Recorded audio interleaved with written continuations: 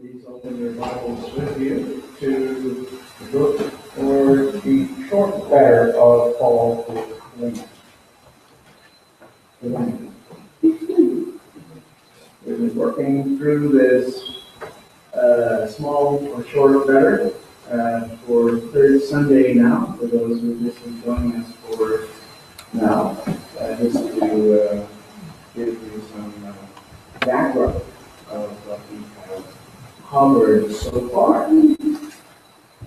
Like I said at the start, the central character in this letter is not Philemon, that more is about Onesimus, the slave ran away.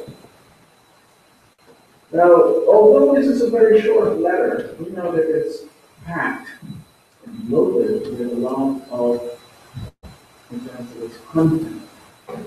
Now let's just try to go back quickly what we have covered so far. So for a slave to run away in the Roman Empire was almost a daily occurrence.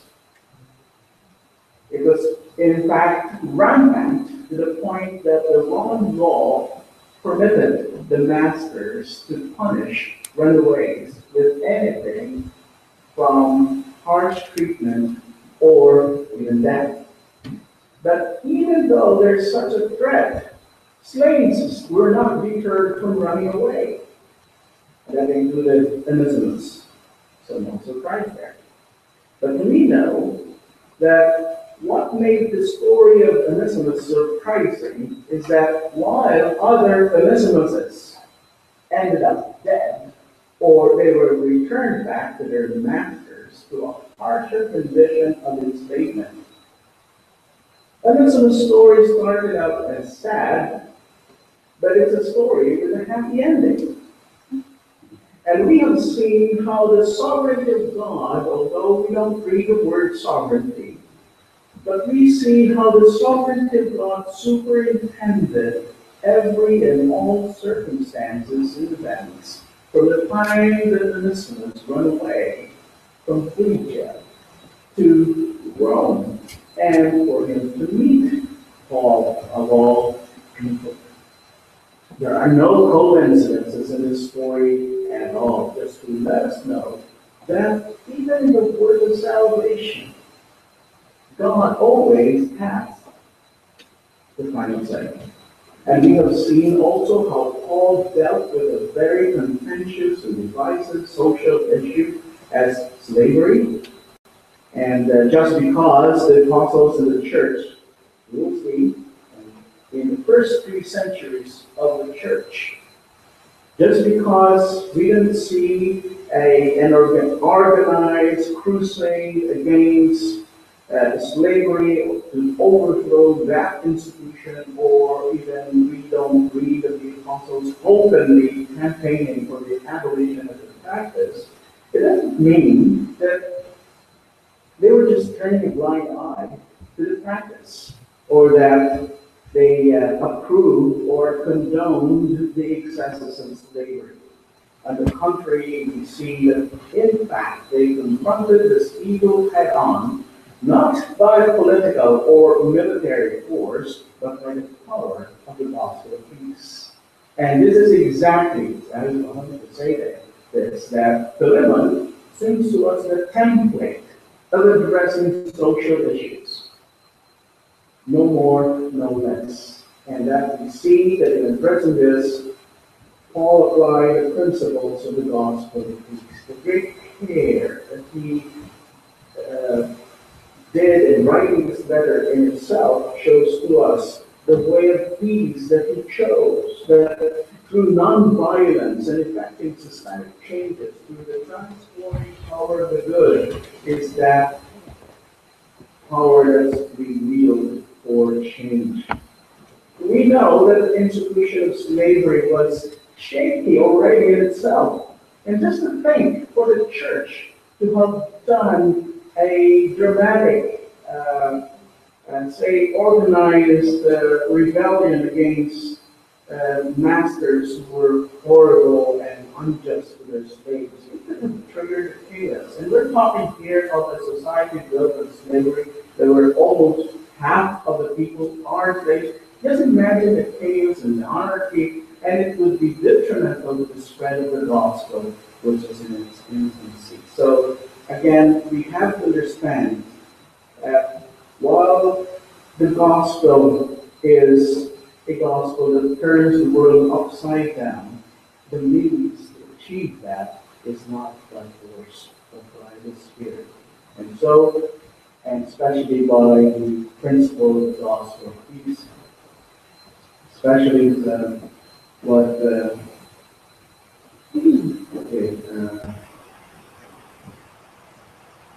right. Anyway.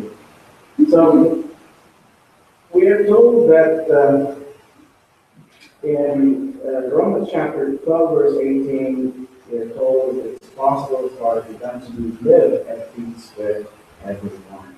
And Paul also, for those who say that, oh, Paul really, approved of slavery, no, not at all.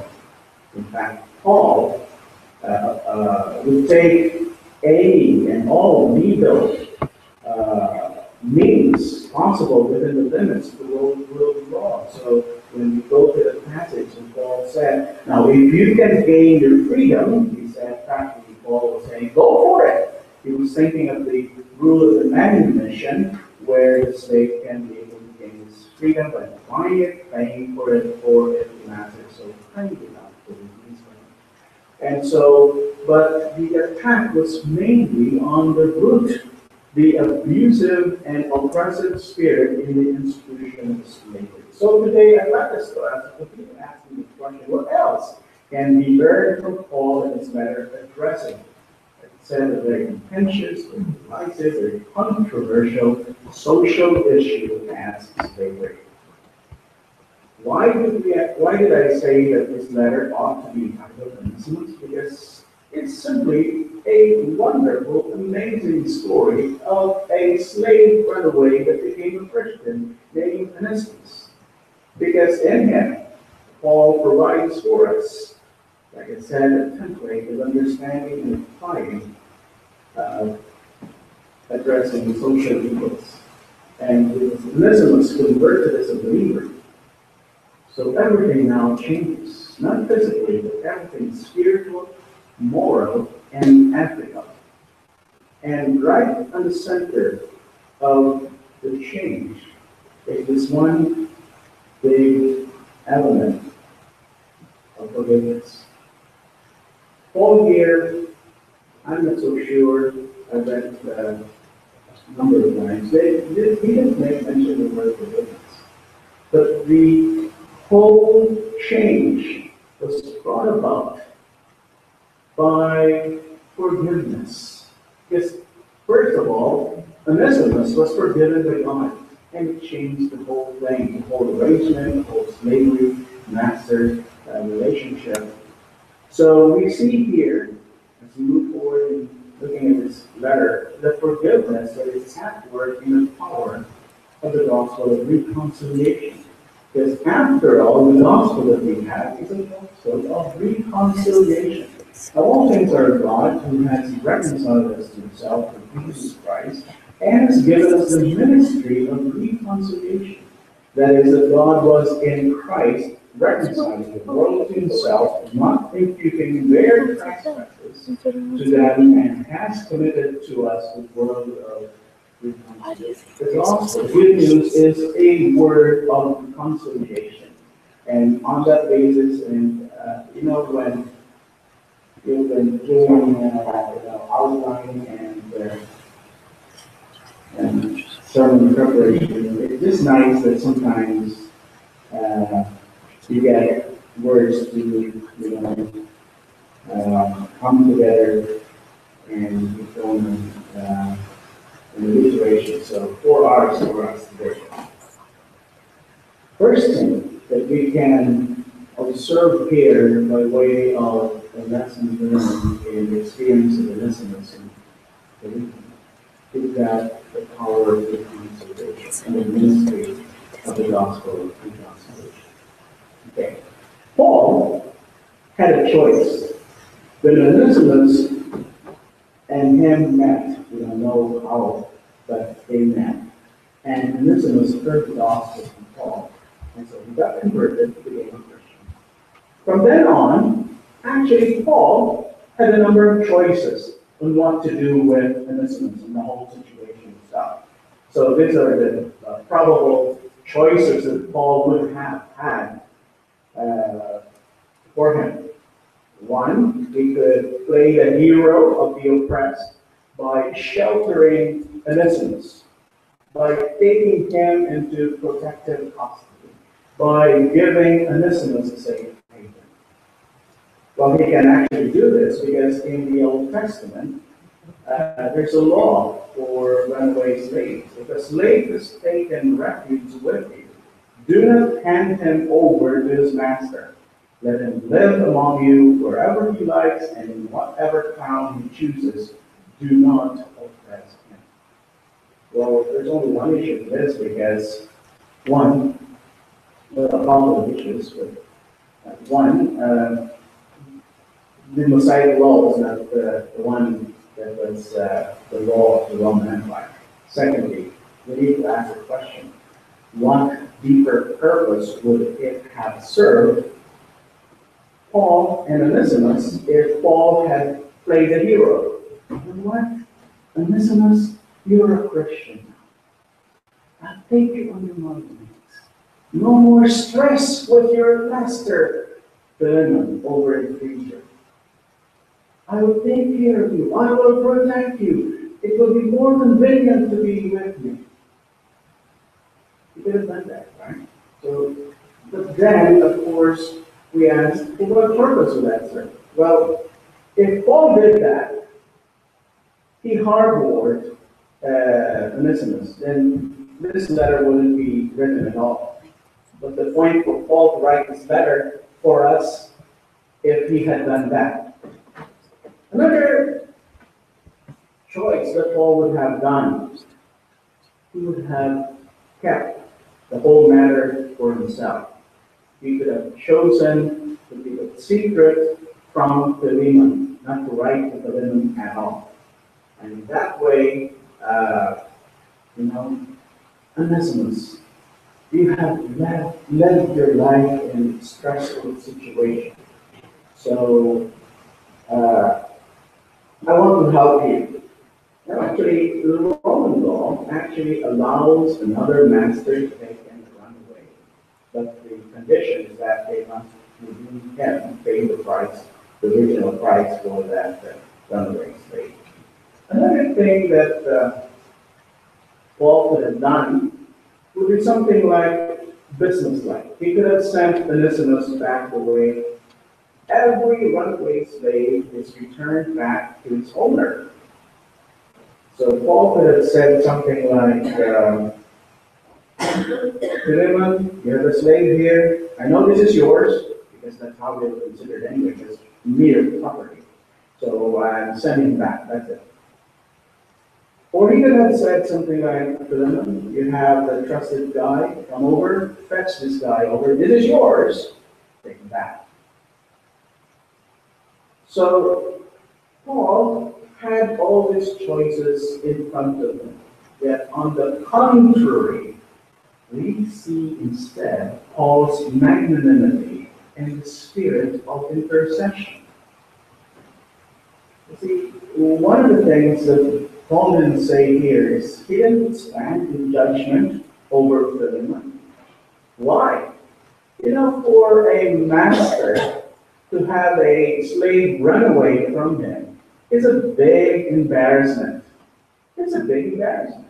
If I'm a store owner or I'm a company owner and I'm trying very hard to be good to my employees, and my employee just walk away from me, it's quite embarrassing, isn't it? So to Philemon, it's embarrassing for him to have Onesimus to have run away. But listen, Paul didn't stand in judgment over against Philemon. He didn't say something like, you know what, Philemon, this is your fault. The reason Onesimus ran away from you is because you have not been a good master. You of all people, pastor in your house church, Sunday after Sunday, Onesimus attending your services. He's part of the household. and you didn't do the job. Much less made him a Christian under your watch. We don't hear Paul saying those things. He didn't stand. Well, of course, we know from a wider perspective, salvation is always by the sovereignty of God. And so, instead, Paul refused. We see the gentleness in his letter, the tactfulness, humbly imploring Philemon to faith. And this is that, to be reconciled. To be reconciled. This is a very important thing we must learn in this letter. You see, we all know what forgiveness is all about. The forgiveness in the context of Christian relationship is not just simply saying, oh, it's fine, no worries, I forgive you. But then, those separate ways afterwards. Now, this whole ministry of reconciliation is all over the New Testament. Example, among fellow members, Paul has to say this to Eusebio and Syntyche. He said, I urge you, Eusebio and Syntyche, be one mind in the Lord. Husband and wives, be reconciled.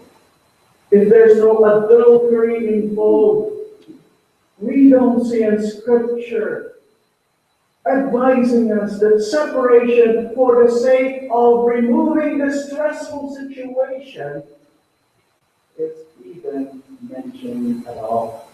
What God has put together that moment separate. Well, in my own personal experience, rarely have I heard, even from a pastor, saying this, but I did once, and it's really surprised me all. Because we are in the job business of reconciliation. Even in the church, we see in Matthew chapter 18, it is always about reconciliation. And again, like I said, while it is on both parties to be reconciled, it is the responsibility is more of the one who refuses to reconcile. The second R is restitution. Forgiveness without restitution is not a complete forgiveness. Now, I've said something about when a runaway slave is taught by another master, there's a sort of a finder's keeper's kind of rule. And the finder has the option to first refuse out. So in a sense, Paul was exercising that because as a free man, Paul had the right to own his things, and he can take Onesimus for himself. But listen how careful he words his letter to Philemon. So, I can keep him because now, brother, he is useful to me and for the gospel. But I'm sending back. He said something too. Accept him as you believe that if he has wronged you in any way or owes you anything, charge that to my account. I, Paul, am writing this with my own hand. I will repay it, lest I should mention to you that you owe to me even more yourself as well. So what's happening here? If Paul is willing to pay, and for the damages that Onesimus has done, so in essence, Paul has now the right to own Onesimus, but yet he still sends him back.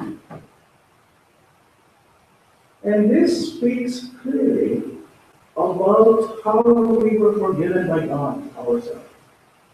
When we see the cross, when Jesus forgave us in our sins, it's not just simply like, it's all right, it's okay. No. There must be a restitution, and the restitution is no less than the blood of Christ. Forgiveness also involves restoration. Listen, how were they relating? when Onesimus was still a slave. Now, obviously, it was all about an inferior, superior relationship. All slaves were always considered as inferior of the masters, who were superior. But there's one thing here that we shouldn't miss out. It's just a phrase, but it speaks a whole lot about how we address the social evils in our society. Paul said, accept him no longer as a slave, but better than a slave, as a dear brother. So he places him now on the same level. And that is very radical. That is very revolutionary. A slave sitting down on the same table, eating the same food. Perhaps we have not that much appreciation because, oh no, it's not happening to us. There's no reality. But it did happen. There's no denying the fact that it does happen, and it's happening in several forms. Just imagine the time during the segregation eras down south.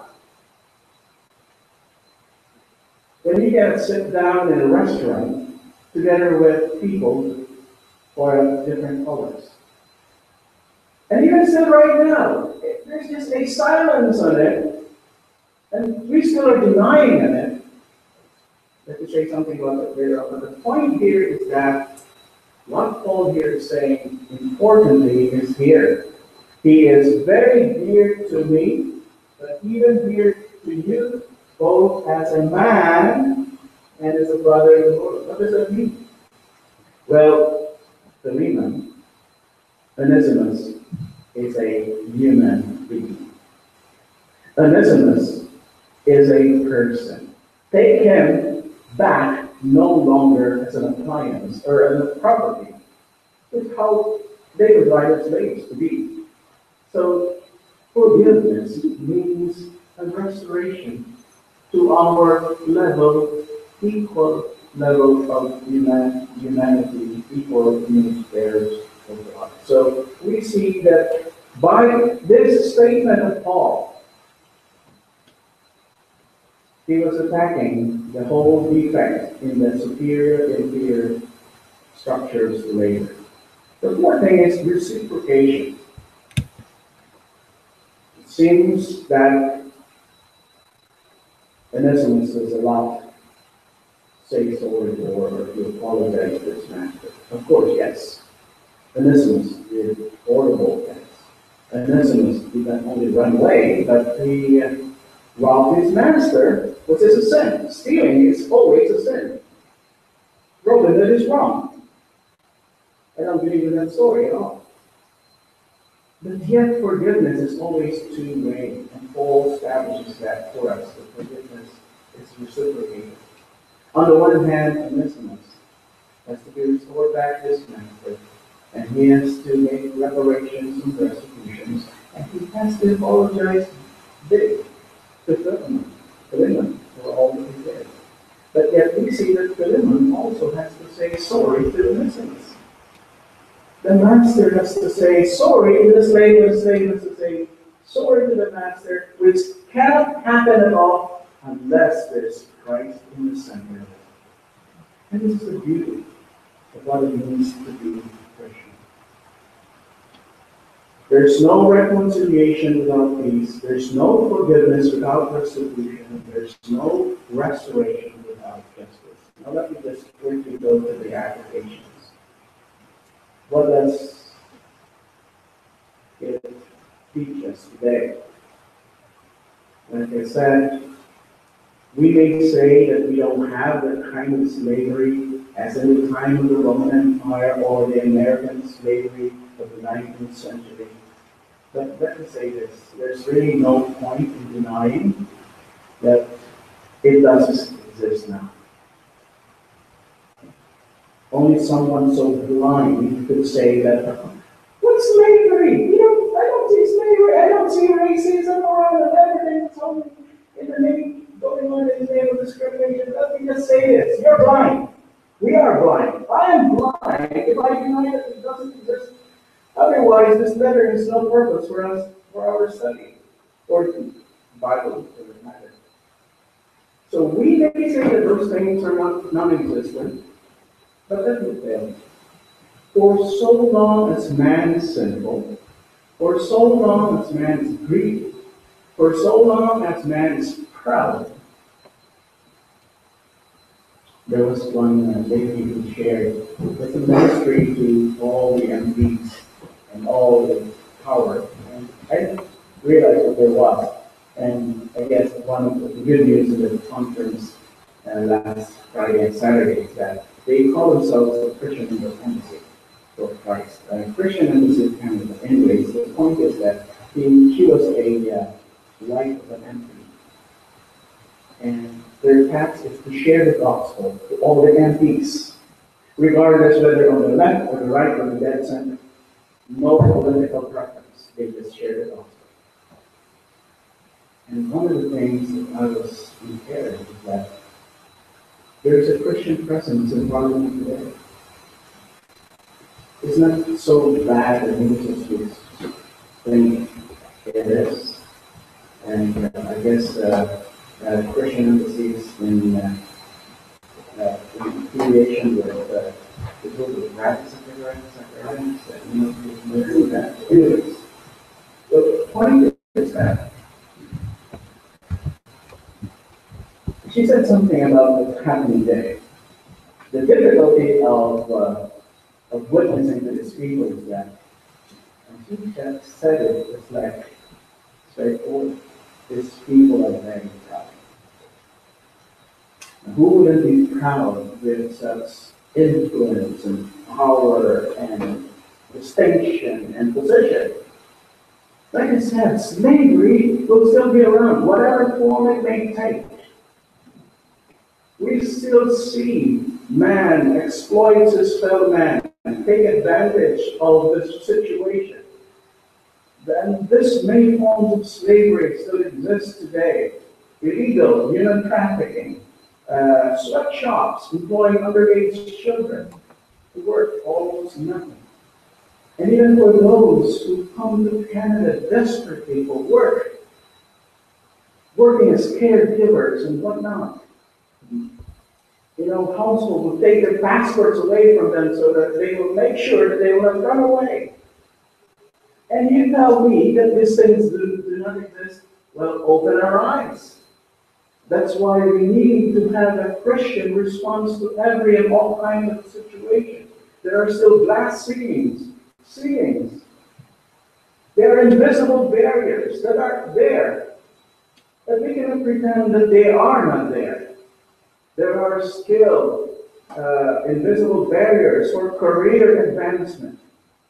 I am not a feminist, but I agree with their whole sentiment that they are underpaid for the same kind of work that they do simply because they're women. And I'm not a liberal or feminist to say that. To stand for equal work, equal pay, what's wrong with that? Simply because my experience, my work experience is outside of the country. I'm paid less because someone has graduated from a school in this country. And I'm practically doing the same work as this guy. Stop complaining, man. Now I'm just trying to show you the real picture. Let's not try to gloss over reality and, paint always a rosy picture, because that will only lead us to denial and more denial. And we don't know how to address them, and it does happen. And the scripture is sufficient for us to address this situation as a Christian. Think about the limited opportunities for those who don't have opportunities simply because they don't know anyone who has power and influence in corridors of power and influence. So it's all a matter of heart attitude. Paul here is teaching us in his letter to Philemon that everything should change beginning with our heart attitude. So we'd like to ask this question. How do we treat people in terms of what they do in life?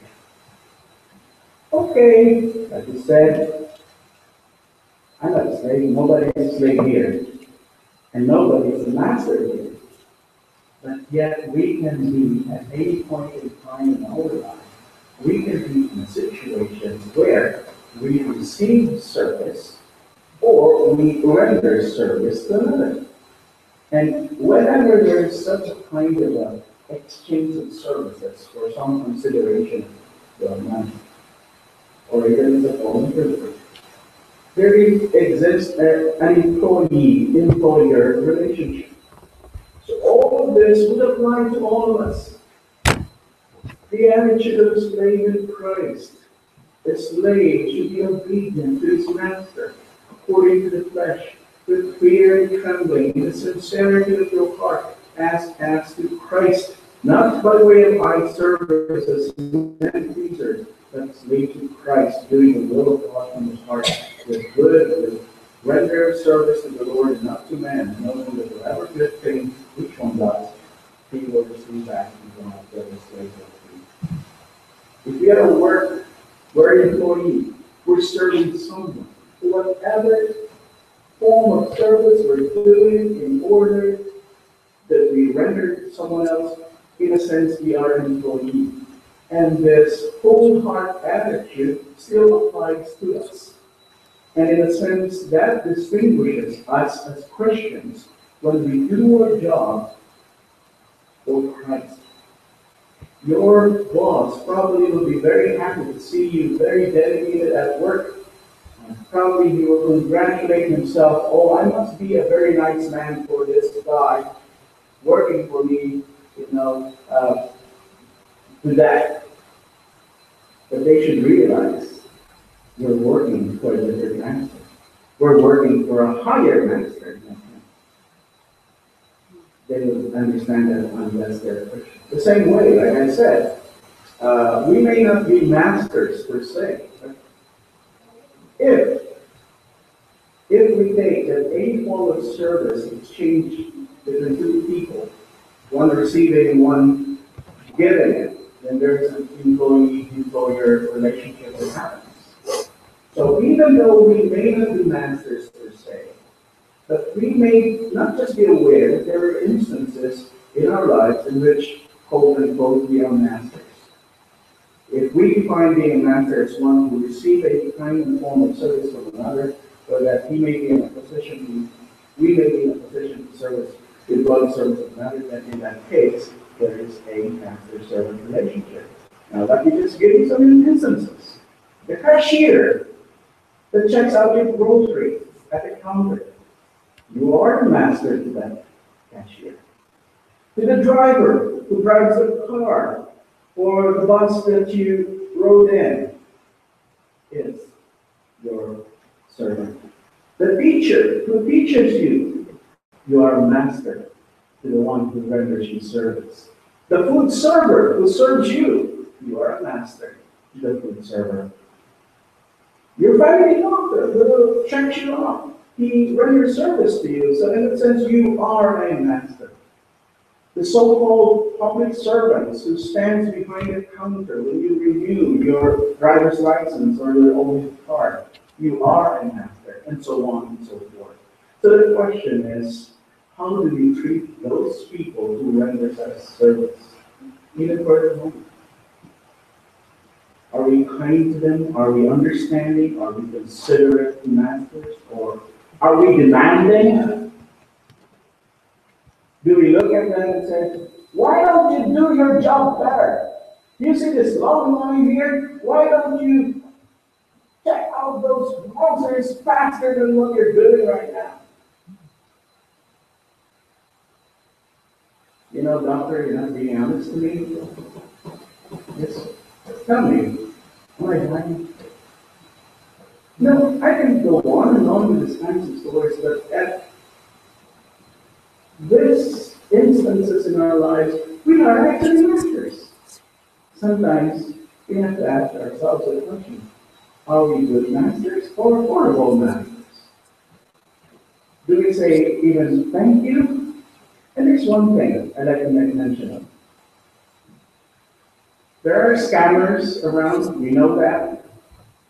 You can be scammed on the internet, or even people who depend on telephones or knock at your doors. But let me say this. Sometimes, after I'm guilty of being annoyed with calls from telemarketers and door knockers, especially if they call you at an unholy hour or they disturb your routine with your schedule. But it is what I have to say, and I've worked on this already. These people, some of them are, they're just, doing this for a living. Why do you think the telemarketer is calling you? Because they get paid for doing that. They're just doing their job. They're just doing a living. Why get mad at them? Why be annoyed with them? What if the other shoes another foot and you are the one who's working in that kind of work? And the sad part about this is we say, and we call ourselves Christians. I'm never being a master. Actually, we are masters in so many ways when we receive services from others. Paul pointed out, Philemon, receive him back as a person, receive him back as a human being. This is the hard part. Because whether we accept or don't, whether we realize that there is, we actually are wired in our minds, to make judgments. We don't really, spend a lot of time philosophizing about it, but it is there. The first step is to just recognize it. Let us accept, for instance, and there's no denying that there is a lot of xenophobia going on around. Let me just define for you xenophobia. Xeno is from the Greek word meaning strangers. Phobia, or xeno, fear. Well, there's no such thing as xenophobia. We have an equal society. That is the Marines. That is the Marines. I don't want to say more of this, but just for us to be honest and admit it, that there is a very, strong surge of xenophobia today. Let me ask this question. Do we rank people in terms of what they do for a living? Someone who earns $30 an hour is more than someone who earns $5 an hour. Do we regard someone higher or lower than others? Does our attitude change when we realize that the person in front of us who didn't look like a doctor was actually a doctor? Do we change our way we speak to people? Do we talk down with people we know have, we think, have lesser education than us? Do we look up or look down on people because of their wealth and training and outward appearance? Again, I'm sorry, I have to make mention of this because this is relevant. Do we classify races according to their stereotypical job and work that they do? I don't know if you're in the news today, but you might have heard about this lady physician who was on a plane. And there was a call with a flight attendant. This one passenger was having some health issues, and this flight attendant said something on the overhead microphone, "Is there a doctor in the plane?" And then the lady stood up and said, "I'm a doctor." And the flight attendant said, "No, sit down, you're not a doctor." Certainly because she was back. Am I making this sense? No, like I said, let's stop denying the reality. And we as Christians should be always ready to respond in a Christian way when these things happen. Well, you may have heard about the computer engineer. He was an expert. He was a Canadian. He wasn't able to get a job. because his South Asian name was very long on the resume. But what he did was he changed his name to a one-syllable Anglo-Saxon name. Right away, he got a call. Because they saw how impeccable his credentials were. And they saw it. And it liked. Because there may have been some deceit involved to trick them. And this is a reality. And I have more stories about this, but the point is that if we are Christians, how do we respond to it? And sometimes we are slow, or sometimes we turn a deaf ear, or we're just like monkeys. We don't see, we don't speak, we don't hear. We just pretend these things are happening. And this is why Christianity is being rendered irrelevant today. Because these people are looking for answers and they want to see that in the church, in Christ. And perhaps this is one thing we should be serious about, because these people know what is being just and equal and fair is all about it. And we show that God is a God of justice. God loves those that the world rejects. How sensitive are we towards people in whatever station in life they are in? Let me say this, and ask me later if I am not clear on this. But see, the current political correctness admittedly runs contrary to the standards of Scripture, especially with regard to morality.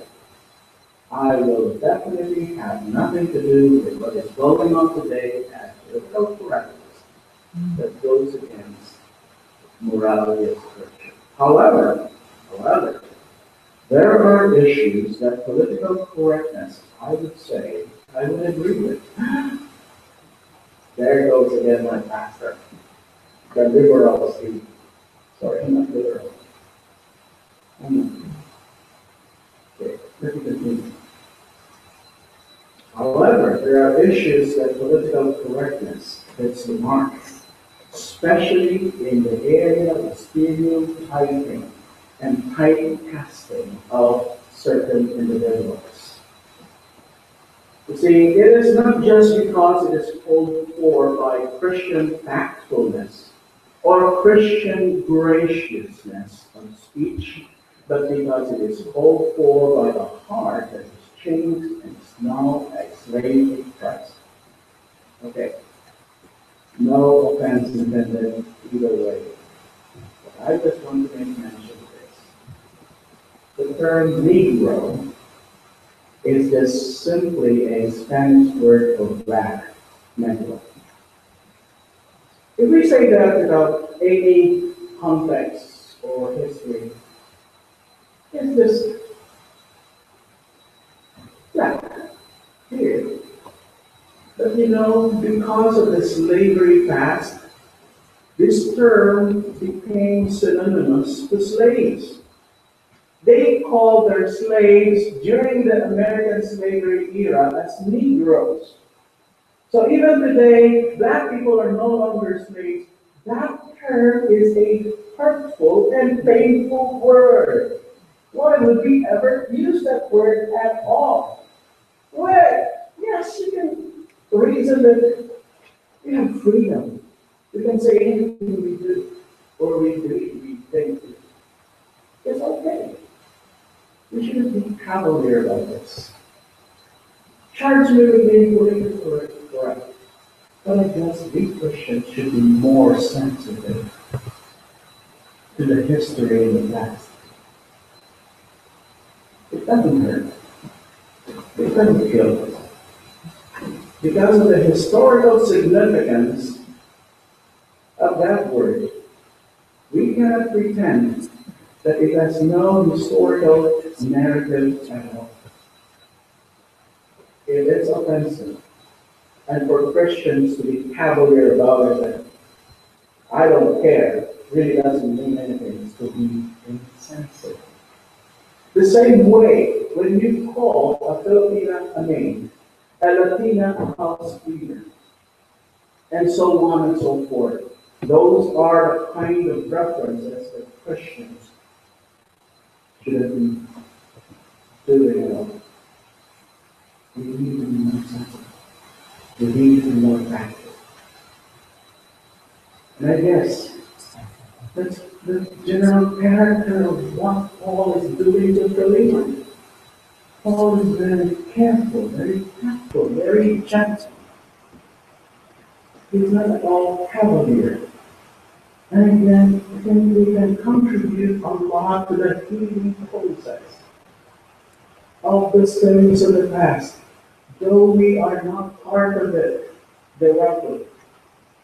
But we cannot, cut ourselves away from the past, because that's a little bit messy.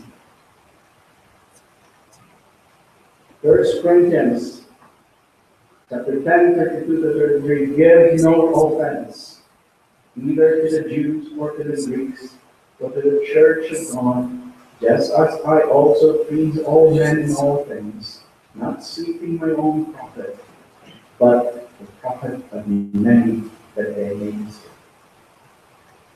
Let us be known because we are just and fair, honest, upfront people who see each and every individual as an equal human being, not too high or too low from us. Because that's the way God does. And I hope that we should be convinced that the simple mindset is one big stumbling block that can hinder the gospel. That's and there's this one story during the American slavery here that, in fact, the masters, the so-called Christian masters, they didn't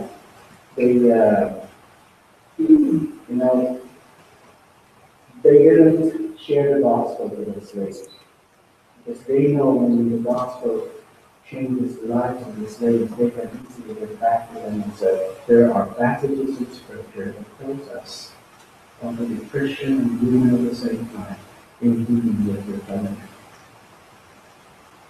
As servants to one master, we should see each and every human being as the end of the affair of God. We should stop stereotyping people according to their racial background or socio-economic caste or presence. Call that political correctness if you want, but I call that the Christian sense of respect, Christian sense of sensitivity, Christian sense of sensibility and decency. Let not unbelievers, take up their cause, because it is our cause. We have been redeemed by Christ, bought with a price. Let's not be slaves to men anymore.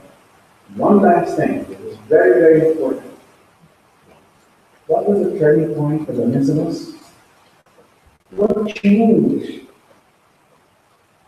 Because of one Onesimus, the slavery in the past and even in the present was answered thoroughly from a Christian point. Well, the one thing that the Onesimus did was one thing that he didn't do and wasn't doing the rest of his Christian life was listen. He didn't listen to his master Philemon. He didn't listen to anyone except himself. That was who Onesimus was. But finally, Onesimus listened, and that stopped him from running. His ears were open to listen. In the same way as the young Samuel, God was calling him in the dead of the night, not knowing who the voice was from, went to Eli, and Eli told him his words. Next time you hear that, answer in this way: Speak, Lord, thy servant hears. And that's a turning point of innocence, and every one of us. Our turning point is we stop running, start listening. And it changed the listeners. The slave who would have listened is now the slave who said, "Speak, Lord, thy servant hears." May we all, both employers and employees, who are Christians, to be thankful for everything that God has given us. And I said there's a whole lot to thank God for. Okay, let's close now. Let's pray. Our Heavenly Father, we thank you because we have so many freedoms in this land. And these freedoms are not available to many in other places of the world. Lord, help us not to take it lightly or take it for granted, because we can always take away our freedoms. But help us always, Lord, impress upon us that we are slaves forever to you, because you own us. You have paid for our redemption, and you are our kind master. Lord, help us also to be kind and compassionate to those who render service. And help us also to be good, honest workers in our places of work, even though conditions are not as ideal as they should be. But they will see the big difference between a Christian worker is in other another worker for the same. And for those who have not made the turning point yet in their lives, Lord, help them to open their ears, that they may start to listen to the word and the Holy Spirit. In the name of the Lord Jesus Christ.